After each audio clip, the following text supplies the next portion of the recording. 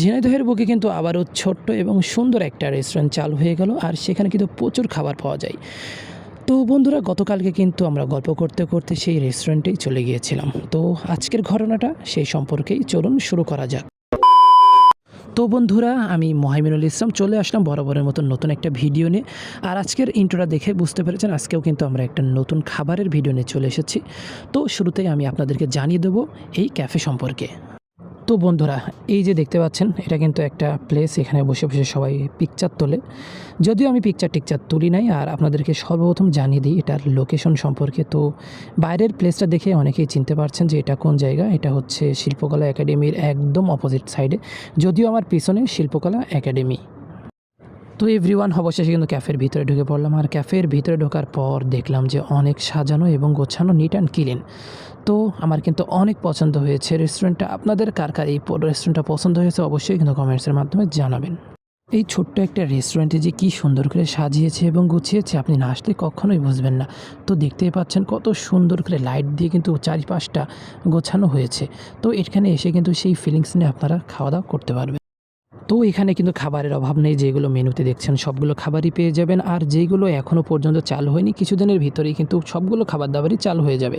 তো আমরা কিন্তু অর্ডার দিয়ে দিয়েছিলাম কোরিয়ান চিকেন ক্রিসপি।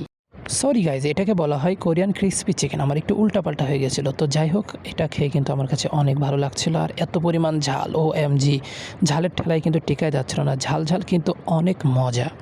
তো বন্ধুরা, যাই হোক, আমরা কিন্তু কোরিয়ান ক্রিসপি চিকেন, এটা নাকি প্রচুর চলতেছে, এই জন্য এটা অর্ডার দিয়েছিলাম।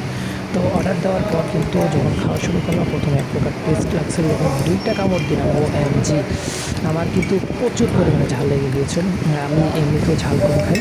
তো যাই হোক, ঝাল যতই হোক, এটা কিন্তু অনেক টেস্টি ছিল।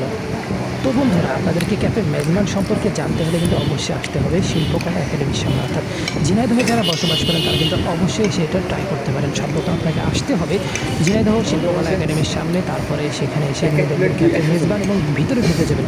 ভিতরে ঢোকার পরে কিন্তু ভাইকে বলে দেবেন, ভাইয়া আমাকে একটা, আপনার সাথে যদি আরও মানুষজন থাকে তাদেরকে নিয়ে কিন্তু আপনারা বলতে পারেন যে আমাদেরকে কোরিয়ান ক্রিসপি চিকেন দেন। তো কোরিয়ান ক্রিসপি চিকেন খাওয়ার পর যদি আপনাদের অবশ্যই টেস্ট লাগে তাহলে অবশ্যই প্রশংসা করতে পারেন। আর যদি ভালো নাও লাগে তাও কিন্তু বলতে পারেন ভাই আরেকটু উন্নত করতে হবে। তো এভরিওয়ান, আপনারা কারা কারা খেয়েছেন এই ক্রিসপি কোরিয়ান ক্রিসপি চিকেন অবশ্যই কিন্তু কোরিয়ান ক্রিসপি চিকেন কিন্তু প্রচুর ঝাল ছিল। তো ঝালে আর বসে না থেকে কিন্তু আমরা অর্ডার করে দিয়েছিলাম লেমন জুস, অর্থাৎ এর ভিতরে পুদিনা পাতা আরও কি দিয়ে বানিয়ে দিয়েছে। যদিও আমি খাইতে একটু অস্বস্তি বোধ করছিলাম, তারপরেও কিন্তু অনেক মজা পেয়েছি। আর খেতে কিন্তু অনেক ঠান্ডা ছিল। তো এভরিওয়ান, সব মিলিয়ে ক্যাফে মেজবানের পরিবেশ, খাওয়া, সব কিছুই কিন্তু আমার ভালো লেগেছে। তো আপনারাও কিন্তু এখানে এসে একবার ট্রাই করে যেতে পারেন, আর যদি ভালো লাগে বারবার আসতে পারেন। যদিও আমি একবার যেহেতু খেয়েছি, আবারও যাবো এটা খেতে। তো এই কোরিয়ান ক্রিসপি চিকেনটা কিন্তু আসলে অনেক ভালো লেগেছে। তো বন্ধুরা, আজ এই পর্যন্তই। সবাই ভালো থাকবেন। আল্লাহ হাফেজ।